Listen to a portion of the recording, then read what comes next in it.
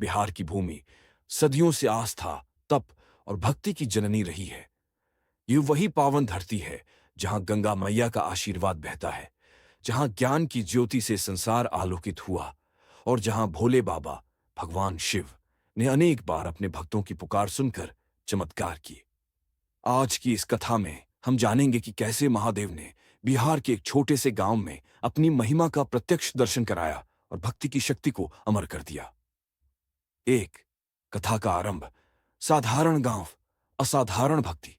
बिहार के भागलपुर जिले में एक छोटा सा गांव था, देवगांव। इस गांव में शिव का एक प्राचीन शिवलिंग था, जिसे लोग भोलेनाथेश्वर महादेव के नाम से जानते थे। कहा जाता है कि यह शिवलिंग स्वयं धरती से प्रकट हुआ था। वर्षों तक इस मंदिर की सेवा एक गरीब किसान भोला दास करता था। भोला दास भले ही गरीब था, पर उसकी भक्ति अमीरों से भी अमीर थी। हर सुबह वह गंगा जल लाकर महादेव को स्नान कराता, बेलपत्र अर्पित करता और कहता, भोले बाबा, बस इतना आशीर्वाद देना कि मेरे गांव में कभी भूख न हो और सबका दिल प्रेम से भरा रहे। गांव के लोग उसकी हंसी उड़ाते थे। अरे भोला, तेरे पास खुद खाने को नहीं और तू भगवान को दूध चढ़ाता है। पर भोला मुस्कुराकर कहता, जो भोले पर चढ़े वो कभी खाली नहीं जाता। 2, परीक्षा की घड़ी, भक्ति या भूख। एक साल गांव में भीषण सूखा पड़ा। खेत सूख गए, पशु मरने लगे और लोग पलायन करने लगे। पर भोलादास ने मंदिर छोड़ने से इनकार कर दिया। उसने कहा, जब तक मेरे भोले बाबा यहां हैं, मैं कहीं नहीं जाऊंगा। भूख से तड़पते हुए भी वो हर दिन बेलपत्र और पानी चढ़ाता रहा।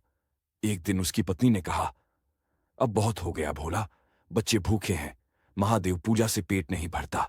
भोला बोला, अगर मैं महादेव की सेवा छोड़ दूं तो मेरा जीवन व्यर्थ है, वह खुद भूख मिटाएंगे। 3, महादेव का चमत्कार। शिव का अवतार उसी रात तेज आंधी चली और बादलों से बिजली चमकने लगी। मंदिर में दीपक अपने आप जल उठा। भोला दास घबराया, पर उसने देखा कि शिवलिंग के पास एक योगी खड़ा है, जटाधारी, त्रिपुंड लगाए, गले में नाक और हाथ में त्रिशूल। योगी ने मुस्कुराकर कहा, उस पर वो तुम्हें से घी।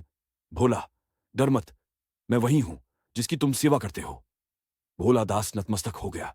उसकी आंखों से आंसू बहने लगे। भोले बाबा, आपने तो दर्शन दे दिए, अब मेरे गांव वालों की पीड़ा मिटा दो। महादेव ने अपने त्रिशूल से धरती पर वार किया। उसी क्षण वहां से जल फूट पड़ा, ठंडा, मीठा और शुद्ध गंगा जल जैसा। धीरे धीरे वह झरना बन गया। कहा जाता है कि वही झरना आज भी देवगांव कुंड के नाम से बहता है। अगले ही दिन बादल बरसे और खेतों में हरियाली लौट आई। गांव वाले समझ गए कि यह भोले बाबा की लीला थी। 4, श्रद्धा की स्थापना। देवगांव महादेव। उस दिन के बाद से उस मंदिर का नाम पड़ा देवगांव महादेव मंदिर। हर सोमवार को वहां मेला लगता और सैकड़ों लोग जल चढ़ाने आते।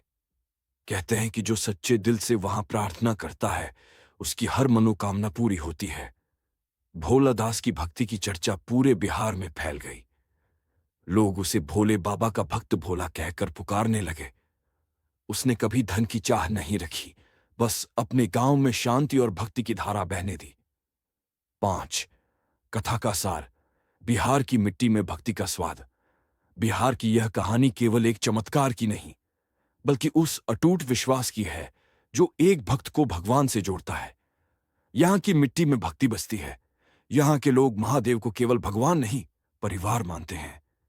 हर सावन में जब पटना से लेकर गया, देवघर से लेकर वैशाली तक बोल बम की गूंज उठती है, तो ऐसा लगता है जैसे खुद शिव इस भूमि पर विचरण कर रहे हों। भक्ति जब सच्ची होती है तो भगवान दूर नहीं रहते, वो वहीं आ जाते हैं जहां दिल से उनका नाम लिया जाए। अंतिम संदेश।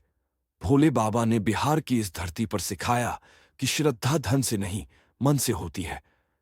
अगर दिल में प्रेम और विश्वास है तो महादेव हर संकट में सहारा बनते हैं। जहां गंगा बहती है, जहां शिवलिंग चमकता है, वहां हर कण में शिव ही बसते हैं। यही है बिहार की शक्ति, यही है भोले की भक्ति।